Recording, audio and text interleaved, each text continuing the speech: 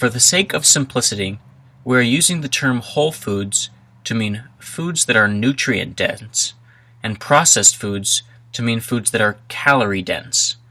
Nutrient dense foods provide nutrients like fiber and vitamins to your body without added sugars or fats. Calorie dense foods are foods that are high in calories but provide little benefit for your body.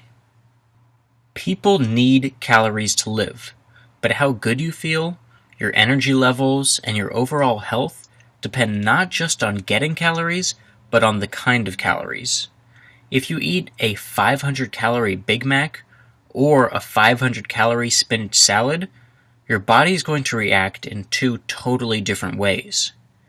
If you focus on putting the right calories into your body, then you won't need to worry about reducing your calories. Think about putting fuel in your car. Your car will run better if you put in the fuel that it needs. It doesn't matter how much fuel you put in. If you're putting in the wrong type, then the car is going to run suboptimally. As a side note, I think it's important to know about why people tend to intake more calories than their bodies need.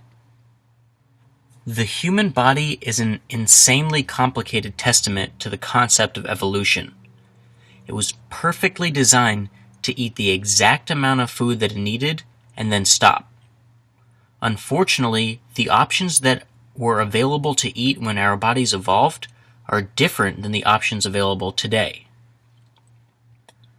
Palatability is a beautiful example of one of those evolutionary adaptations that help us to determine what our bodies need and how much to eat. If your body were low on sugar, then the taste of an apple would be palatable to you. Once your body had consumed enough sugar to satisfy it, a second or third apple would be much less palatable. This sounds simple, except that if you're a chef or a food manufacturer, you don't want your food to just taste good enough. You want it to taste so amazing that your customers can't stop eating it. You want it to blow their minds. This is where the concept of hyperpalatability comes into play. If a food is hyperpalatable, it means it tastes really, really good. It's like flavor on steroids. The corporations that are creating these hyperpalatable foods do so by taking those flavors that our taste buds love, like salt and sugar, and turning them up. Way up. So high up that even though your body doesn't need any more, you keep eating because it tastes so good. Think about a potato.